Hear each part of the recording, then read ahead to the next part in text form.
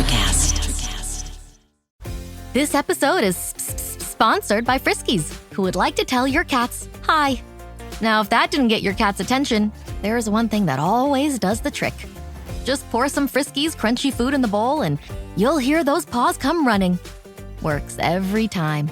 With so many Friskies choices, you can always bring your cats running from their secret napping spots. There's always more to explore. See for yourself at friskies.com or visit your local store. Hey, it's Ryan Reynolds here from Mint Mobile. Now, I was looking for fun ways to tell you that Mint's offer of unlimited premium wireless for $15 a month is back. So I thought it would be fun if we made $15 bills. But it turns out that's very illegal.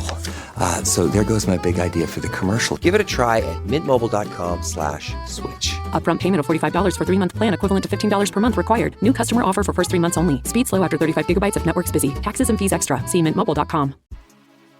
There's a change happening in the way we live, the way we work, the way we spend our money and make our decisions. We are evolving to be more conscious in our actions in a way that serves the world and makes it a better place. Welcome to the Ethical Evolution. The Ethical Evolution podcast is brought to you by Ethical Change Agency. I'm Bindi, I'm the founder, and my mission is to help ethical entrepreneurs and holistic healers to find their voice through spiritual coaching and podcasting.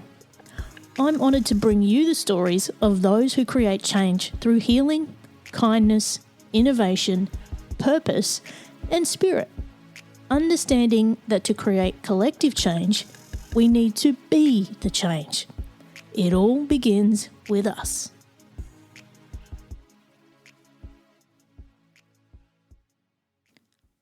Hey, before we get into this episode, I just wanted to let you know that you can now grab my album of guided meditations. It's called Sourced by Spirit, and it's on all streaming platforms, including Spotify, Apple Music, Amazon, Tidal, YouTube Music, and many more. There's 11 guided meditations ranging from 4 minutes through to 10 minutes to help you reset your mind and your body at any time. Okay, now let's get on with the show. Imagine going from a complete skeptic to discovering you're a powerful psychic medium in a single night. That's exactly what happened to Isabeau Maxwell when her deceased grandmother materialized in her living room just hours after passing. This shocking encounter in 2005 didn't just change her beliefs, it completely transformed her life's purpose. What makes Isabeau's story unique is she teaches a groundbreaking system that helps people tap into their own intuitive abilities, with success stories from over 10,000 students worldwide. Her work bridges the gap between spiritual development and practical empowerment. She's developed the SAGE method, an intuitive development course that has won awards because of its revolutionary approach to accessing intuitive abilities. So join us as we explore mediumship, psychic abilities, and enhancing our intuition. Welcome, Isabeau, to the Ethical Evolution. Thank you for having me. Now, for those people who don't know you and what you do, can you go ahead and tell us? I am a spiritual teacher and a professional medium. I opened up around 32 years old, so this was not exactly a life path for me for the entirety of it.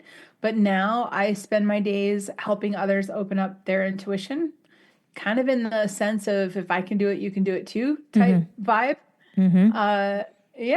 So... Awesome. Now, we were just chatting off air and, we are so in sync. It's going to be a little bit ridiculous, but let's just entertain ourselves as we go. But for those who don't know, and also to help tell your story, how did you get into this stuff? Like, what was your awakening? What happened? For me, it was a surprise moment. It wasn't necessarily a flip of a switch. But like I said, I was 32, and at 32, I was a complete skeptic. I didn't have any sort of religion or spirituality in my life, not for any negative reasons, just didn't have time or interest. I got a math degree from college, from university, and everything for me was very black and white. 1 + 1 = 2.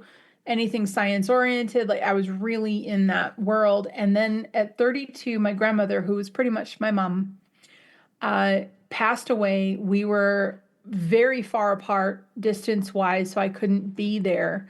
My family, in the apartment said, we're going to go get you, wine and chocolate. And I said, thank you so much. And they left. It was 2 p.m. and I was standing there I remember thinking to myself, should I fall apart or should I book a flight? Right? I need to get to her. And she's gone.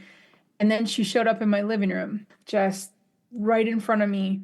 And I would love to say that this is one of those touchy-feely, beautiful moments. It wasn't. I was really frightened because that was so out of any realm of possibility. And she was standing there sideways. She turned and winked at me and smiled and then disappeared. And now, mind you, she was like 70% solid.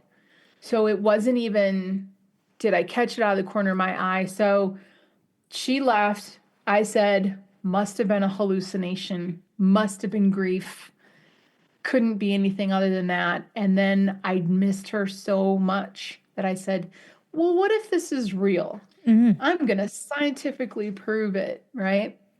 Set up all these parameters. And it took me about 3 or 4 months of different spiritual tools to make another connection. Mm-hmm. And when I did, the information she gave me just kept coming, and it was the type of information that you couldn't make up. It was just too real. And then I started doing readings, and then I started teaching, and now here I am today.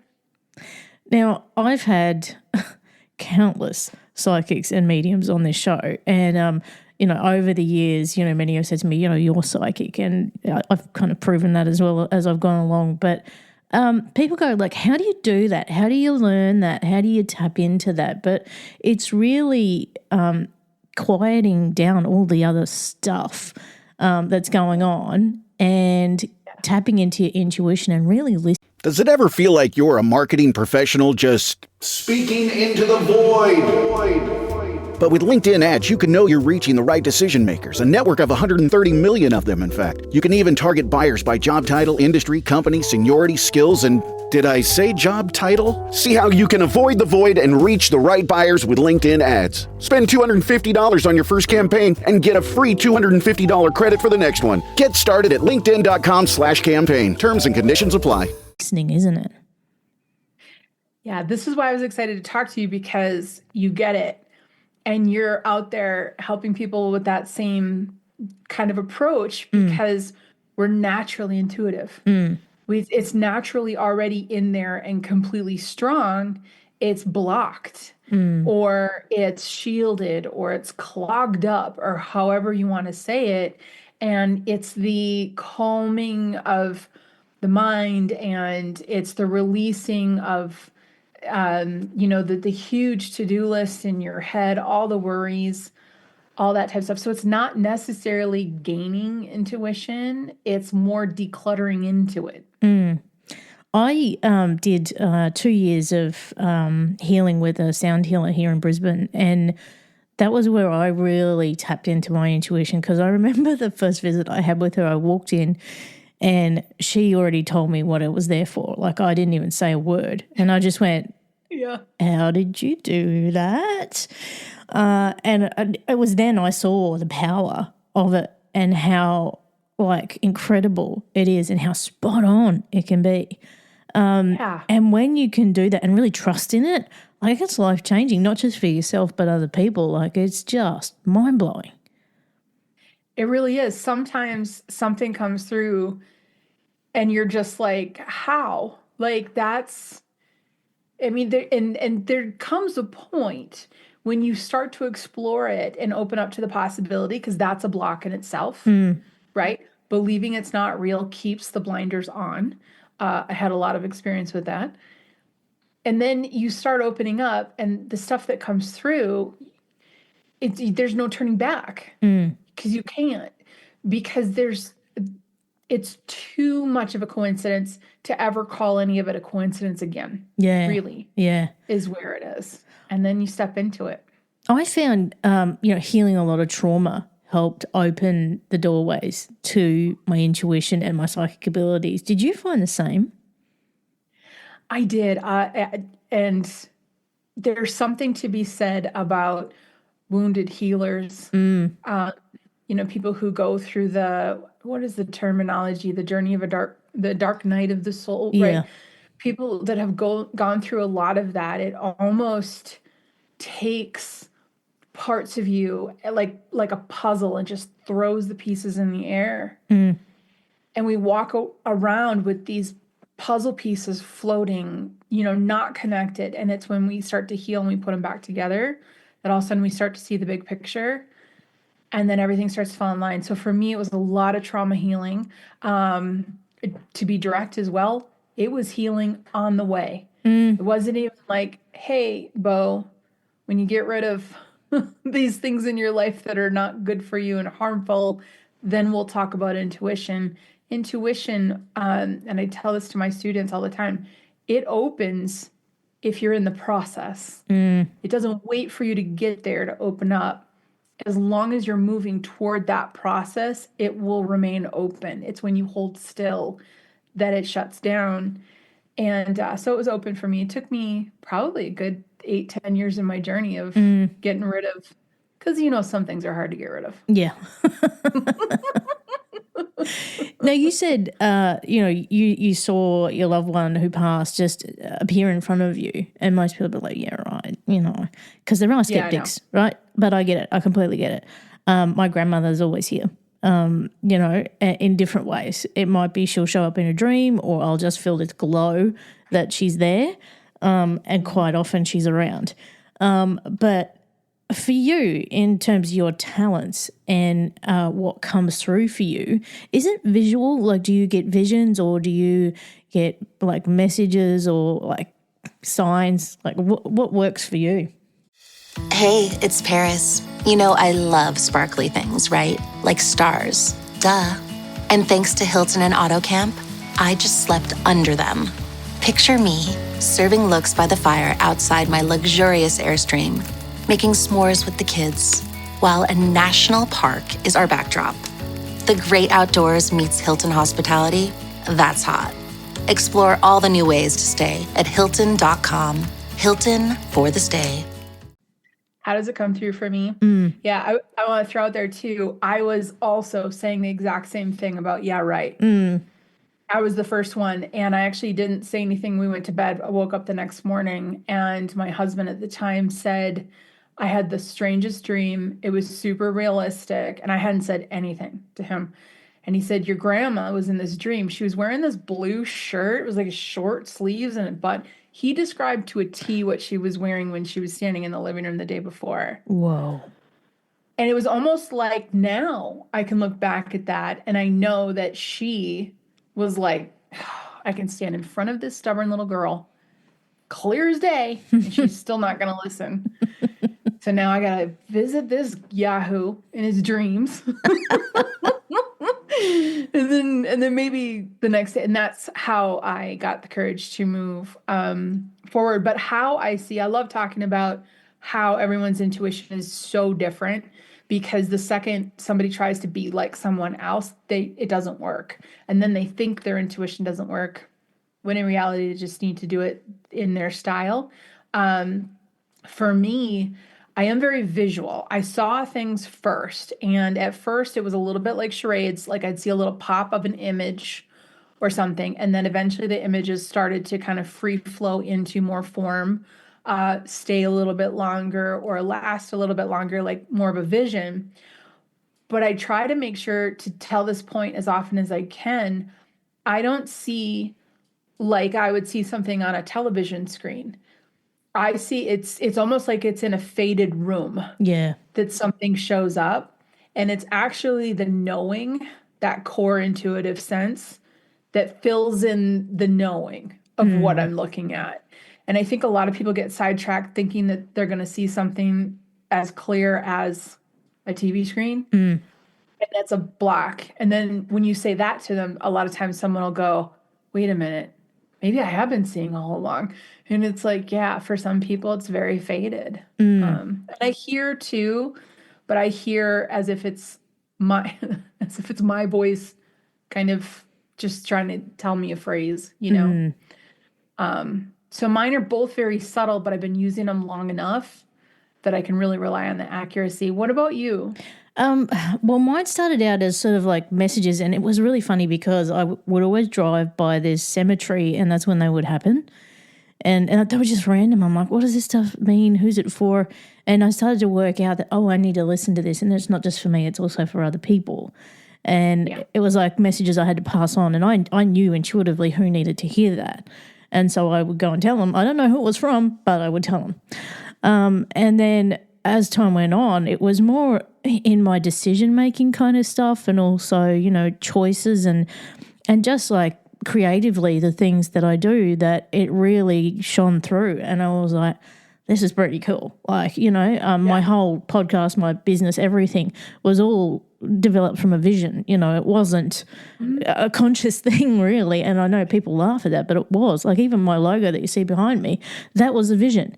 So all of it has come divinely to me. But I think more recently for me, it's almost like I'm seeing the future before it happens. Mm-hmm. And it freaks me out a little bit. Okay, that's fair. Yeah. That's totally fair. So like just in the last 2 weeks, like things will happen where I'll have a vision of, I'll give you an example. I had a vision my partner would be at the front door ringing the doorbell. And later that day, and I was just like. Your partner was there ringing the, Yeah, and was making plans to visit. So I was like early alerts. Yeah. To things that then just like fall into place next. Yeah, or things that they might say or do, or just things that might happen. And then I was like, oh yeah, I knew that was going to happen. Saw that coming. Can I ask you a funny question? Do you ever have one happen? Because I feel like I'm just hanging out with a friend right now. Do you ever have one pop into your head where it's like the coffee maker is going to break and you're like, dang it? Yeah. Do you ever? Yeah. And they're never usually bad, right? Because intuition doesn't come through in a fearful way. If people are getting intuitive messages that are scary, I tell them to like reset, because it's probably not your intuition. Intuition is not connected to fear. So it's usually the little quirky ones, but you're like, dang it. It's just the little things. Right. But the funniest one, and I've talked about this previously on other shows, is my psychic abilities I use to predict who's going to win the Super Bowl. And 80% of the time I'm right. So we'll see how I go this year. But that's basically what I tap into. And I've missed most of the season this year, so we'll see how we go. That's fair. Yeah, I use my intuition a lot with business too. And so it really resonated with me when you talked about getting the vision for like your branding and that I use my intuition a lot with business. I tend to probably more so even 50-50. 50% of me is, I need to make sure that the website's doing this and that the schedule's doing this. But then the other 50% of me is, really tapping into the purpose of doing the work on a level of spirituality and soul connection. Like who's going to be in the ripple effect of what I do that I can help, right? And then letting the business morph according to who's out there to be, in my path to be helped, instead of, well, I think it should be this or this or this. And that kind of navigation with business, with intuition, is something I've seen with most very successful business entrepreneurs. That's usually a key ingredient that a lot of people are missing. We've got that book. It was written so long ago. Bindi, what is it called? It's the money book. Like, I can't think of it off the top of my head. Think and Grow Rich. Oh yes, there we go. Yeah, right. So that was popular 100 years ago or something. That's what that whole book is about. It's not just doing the human stuff, but letting the visions come in of the podcast and how it's all laid out. That's where the success really pops off.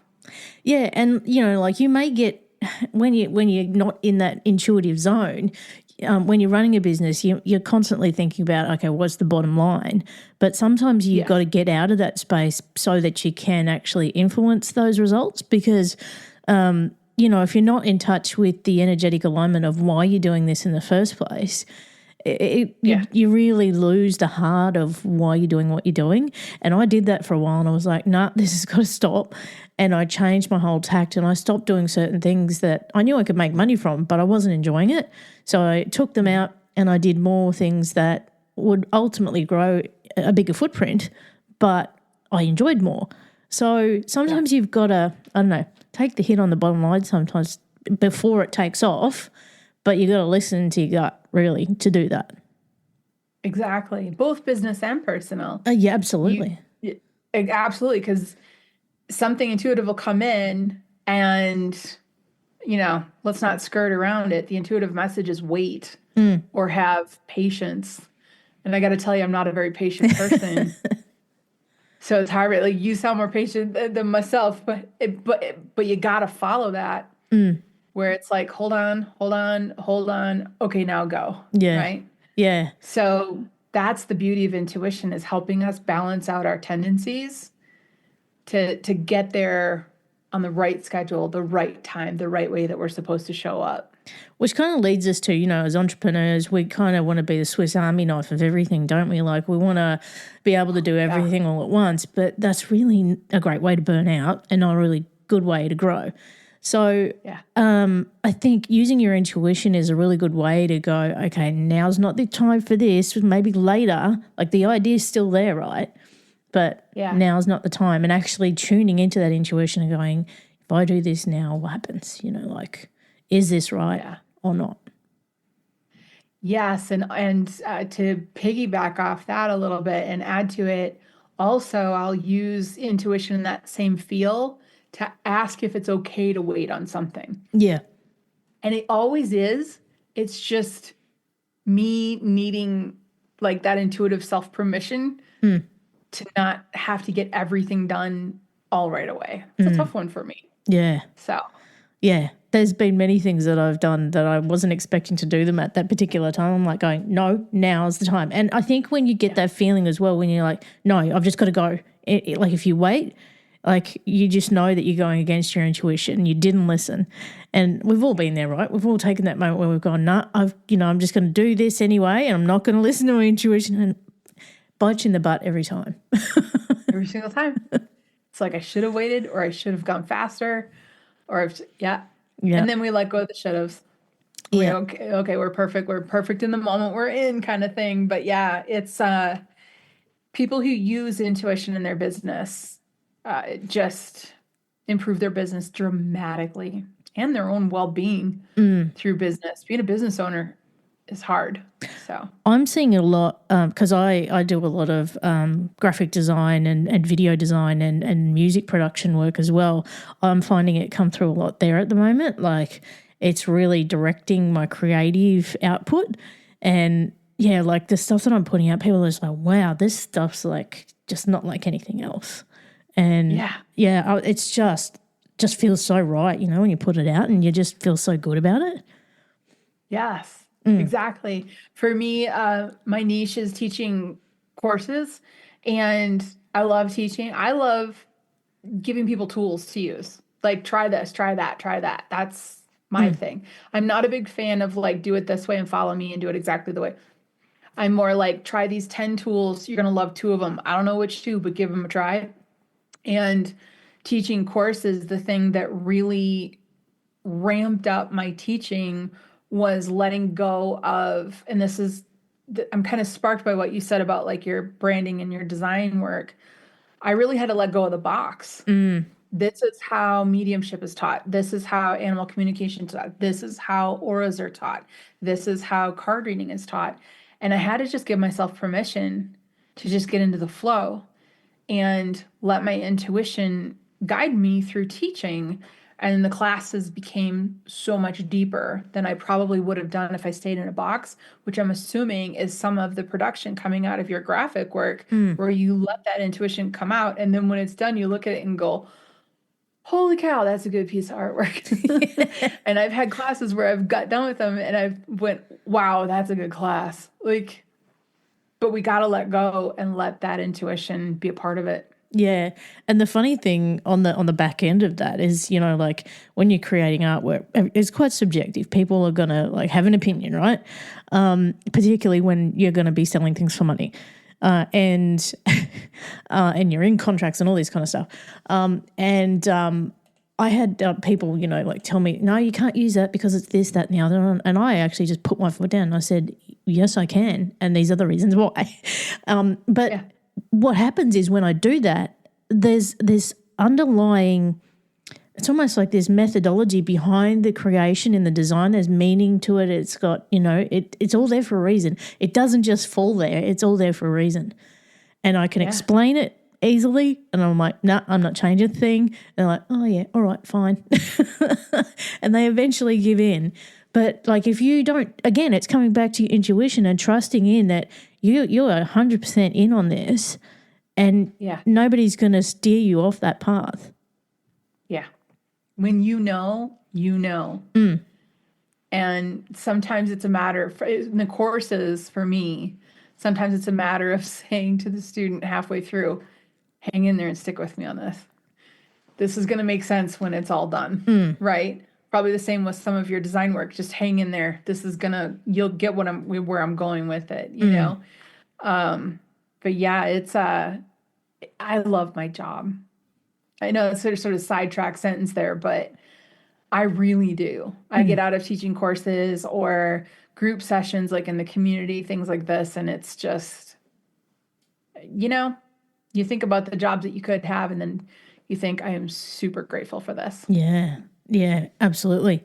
Now, we were talking about the business and tapping into your intuition for results.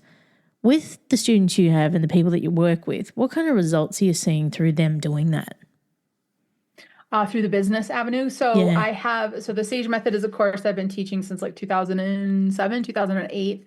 And that's a 7-week course, but it's personal. Like it's a personal path. Somebody's doing it just for them, for their path. But the business course, which I actually ended up launching last October, and I took all the business knowledge because I've been self-employed since I was like 19. And I know I'm 22 now. I'm just kidding. Or 51. But I took all the business knowledge that I have there and the business knowledge with what I've learned through the Sage Method and then put that into the business program.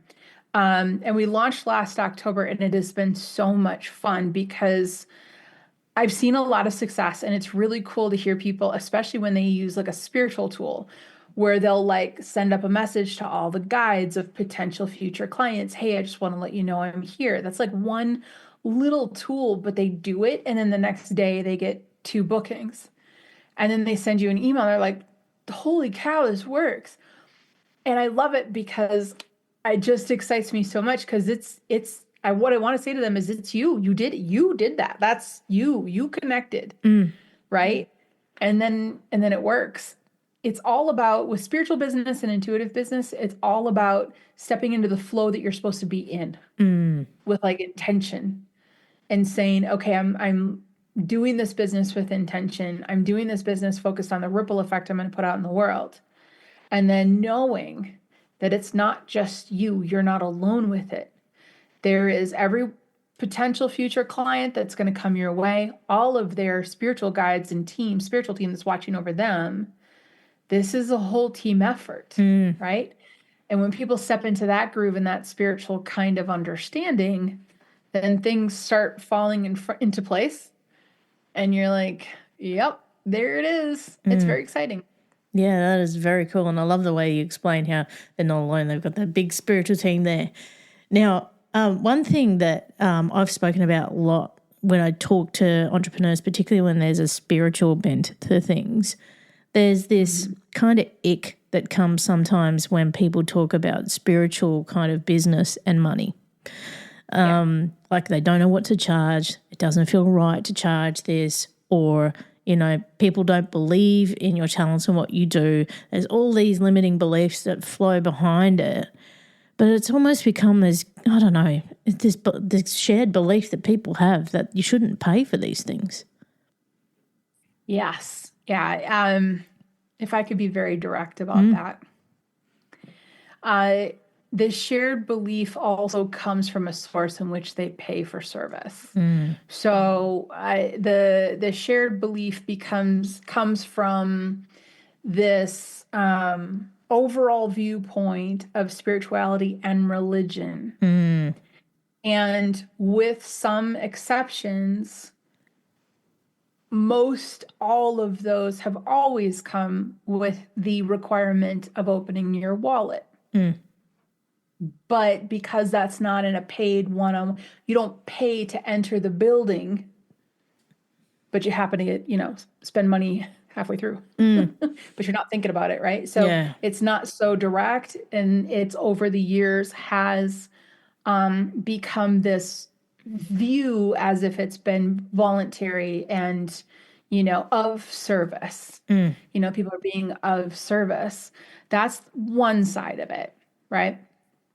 The volunteer idea has been put on a lot of spirituality and a lot of religion, even though all of that usually involves an equal energy exchange, which brings me to saying the second thing, which is we shouldn't wish on another person that they struggle for our benefit. And to ask someone to not take money for this and to give freely, how much giving are they doing?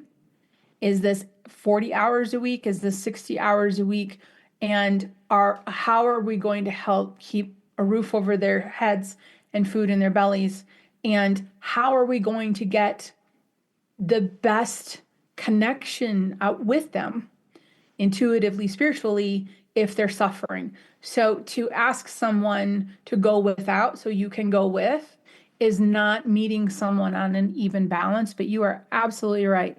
When I first opened up, a lot of people came down on me saying, oh, you shouldn't charge for that. And it's like, well, and I go to church and it's free. And I'm like, is it like, are you sure? Like, because there's something in there. If there was like and that's another thing that I advise a lot of my students to do, especially in business, find a nonprofit, find Reiki shares, free energy sessions, places that you can go and donate your time, because that's important, right? Then you're meeting the people who are searching it out in the right avenues that you can help in the right avenues, no money exchange. That's very important. But when there's the ability to support each other intuitively in exchange for money, that should always happen. We should be taking care of the people that are doing that. It's, you don't want to say to somebody, hey, you're good at this, so go do this for a whole bunch of people. But at the end of the day, we don't really care if you survive. I mean, the kind of work that you and I do, it can really change people's lives. And I think if they could take a moment to understand, like, if they invest in this and invest in themselves, it can actually really help them live a better life ultimately. And that's what we're here for, is to help everybody reach their highest potential.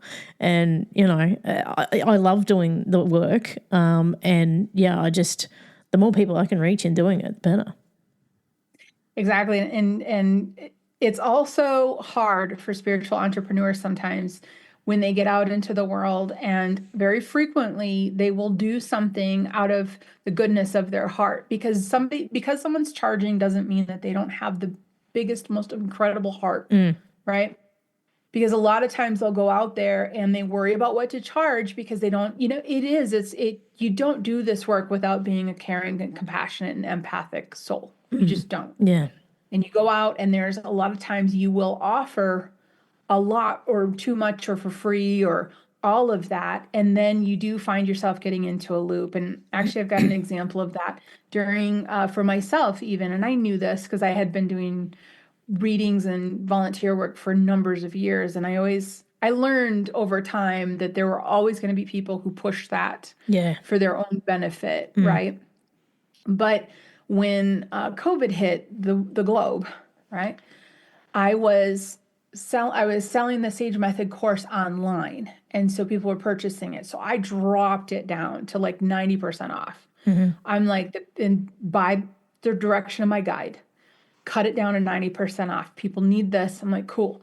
Everyone's home. I did that. And then the next thing I did was I wanted to give it free to first responders. If you're a first responder, reach out to me. I'll give you this course for free.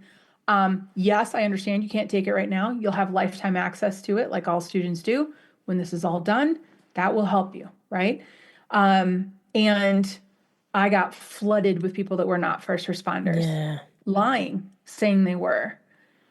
And it doesn't take much to go on someone's, social media page and go, So I think we need to change the conversation from you should be giving this out for free into a conversation of how can we honor and respect the people that are helping people? How can we take care of the people that are out there helping people? I think that's a different conversation. Because also sometimes the payment can be a little bit of a protective barrier because people that are in this industry tend to be super loving and kind and can get walked over relatively easy as well. Yes. So. And then, there's all kinds of people who call themselves certain things that aren't actually that as well. And, so it's it's an industry that's fraught with a few challenges, I think. And all I can say to people who are listening is, do your homework. Like, look into people. Don't just, Recommendations. Yeah, exactly. And if you need some recommendations, come see us. We can help you. Yeah, come see us. We've got a whole list of people that we know are legitimate, and there are fraudsters out there, and I've had clients come to me who have lost money from it. Yeah. So it's kind of a running thread. I tell people. Yeah. If the first visit turns into a $400 visit the next day, walk away. Yeah. You don't need to be there. Absolutely. So, now, and then there's people like you and I teaching everybody how to tap into their own intuition. Yeah. That is the best. And look, if you get there, you're not going to have that happen to you because your intuition will help you along, won't it? Exactly. It's a win-win. I love that so much. Perfection. Now, one of the things I love to push my luck with when I'm talking to someone who is a psychic or medium is to see if they want to read my energy and see if they're picking anything up from me while they're with me. Are you game? Other than you being a fantastic soul, other than that, and radiating out like honesty and love and compassion. Yeah, absolutely. So we're good. So I have permission. You have absolute permission. Okay, we've got permission. Now I tend to be lean more toward the medium, right? Yep. And a little less toward the psychic. But psychically, if I was to tap into you, and also I know this is public, so we gotta just keep it. We're open here. in a public bunch.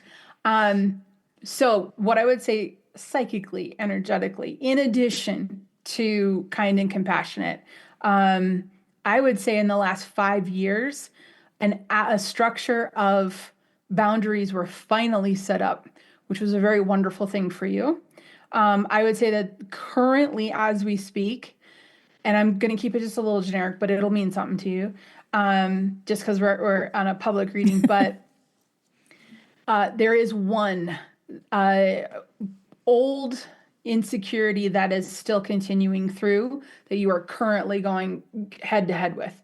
You're currently okay, this is what we need to do. So energetically, that's what I would say. But walking away from the psychic portion of that, it makes me want to say way to go on the boundary work. Drop the mic on that one. Yeah. That is awesome. Mediumship wise, you do have one gentleman that is in the room with you, and you have a female energy in the room. I'm going to say feminine energy. She is a guide type, and she's a feminine energy that, how would I describe her? Incredibly direct, to the point, real, and is always for some reason right behind you, not in front of you. So she's always right behind you in your ear kind of thing. Have you ever seen two people and the person in front does the confronting or says the thing and the person behind goes, yeah, that's her. She's right behind you going, yeah. Yeah, you tell him. Yeah. So she's that type of energy in like a good way. I know that's lighthearted, but it's in a good way. And she's working with you right now on trying to figure out and renegotiate a very close relationship. And then there's a gentleman in the room that's behind you. So I have to kind of get my bearings. This is that's your left shoulder, right? Mm-hmm. Put your left hand up for me because I know computers like flip it around, right? Yep. Okay, got it. So left is typically mom's side of the family. If somebody stands behind someone on the left side, it's typically mom's side of the family. And he's a gentleman. He's more slender. I'm gonna put him at like 5'10". Well, I'm coming from America. My apologies. So 5'10" but not a lot of words coming through.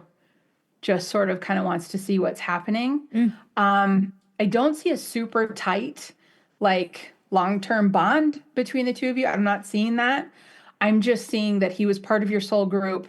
And even though you probably could have been closer, you weren't in this lifetime. However, he is the best version of himself now, just sort of happy to watch over you.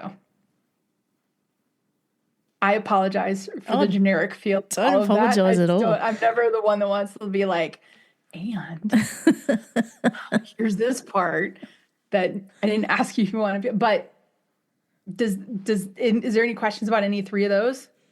No, I think I've got a pretty good idea of where you're heading with it and where it connects with me. Yeah. Okay. Yeah. Okay. I'm just curious, does that fit like a grandfather? I was going to say it feels like my mum's dad. That's who it feels like. Okay. Because here's the teaching moment for people listening too. It's okay. I tell my students this all the time. It's okay to set up structures that help you try to figure things out intuitively. Because I know that we spend a lot of time just letting it come in naturally, which is perfect. Absolutely do that 100%. But it is okay to say to loved ones and guides and things like this, hey, if you're on this side of the family, could you maybe stand over here? Or if you're it would help me to know who you are. And that one of my structures that I use is like a bowling pin pattern. Yep. Where you're the head pin. And then right behind you is mom. Mm-hmm. And then right behind mom is your grandpa. And he's in that like, would that be the third row? Anyway, he's in the grandpa position. That's why I asked. And it's interesting that he shows up today because today's my mom's birthday. So. Oh. Yeah. Okay, that would make sense that he's around.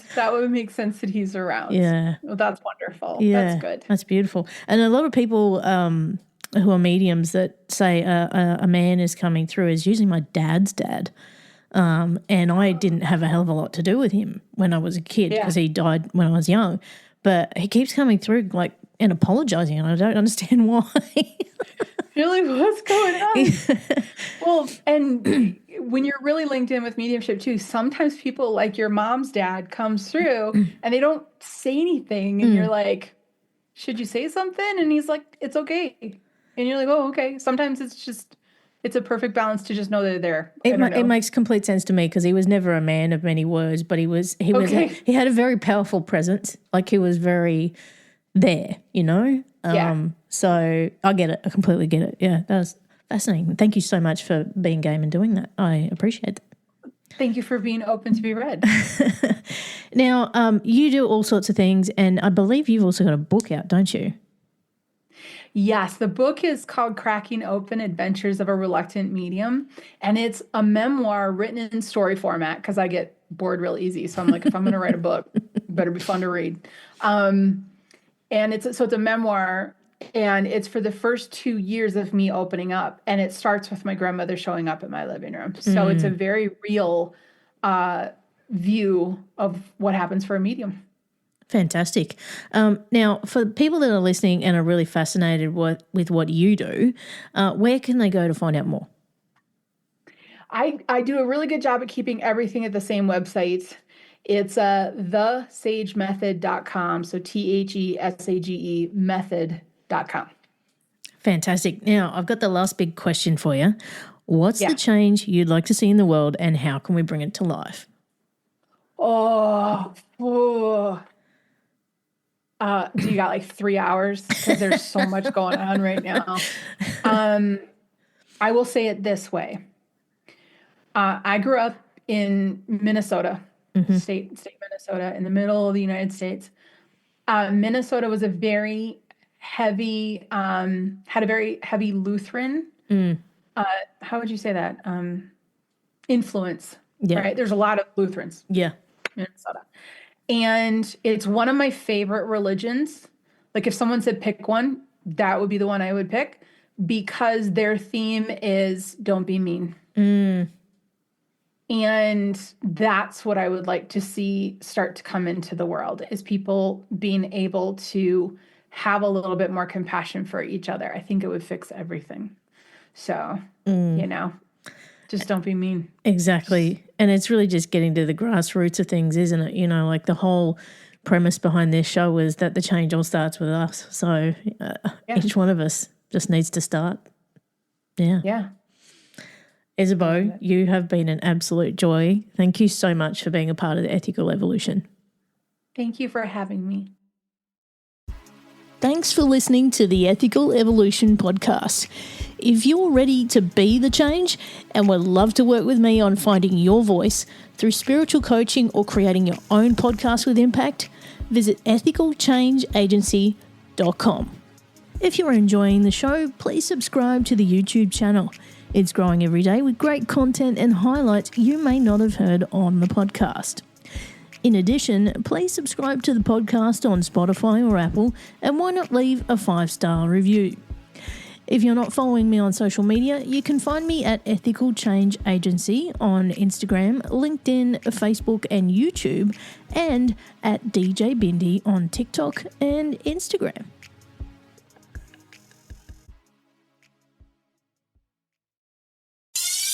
Hi, I'm Mark. And I'm Peter. We're the founders of Electrocast Media, bringing you great podcasts like Nightmare Road Stories, Tech Talk Revolution, and Bodacious Minds. Electrocast networks include Ruby for female empowerment, the Best Business Network, and GPN for geopolitics. We built this company to create community and amplify diverse voices, and we really appreciate your support. So, keep listening to Electrocast podcasts and hear the culture. Electrocast. Ever thought about starting your own podcast? Do you have a business or a message you want to share with the world? Well, now it's easier than ever with Electrocast. Hi, I'm Mark Netter. And I'm Peter Rafelson. We're the founders of Electrocast Media. Whether you want to start a new podcast or already have one, join Electrocast to grow your audience, monetize your content, and build your community. With our simple sign-up, you get free promotion, world-class analytics, premium ads, and personal support. Go to electrocast.com and join our community today. Electrocast. Transform your influence. Electrocast.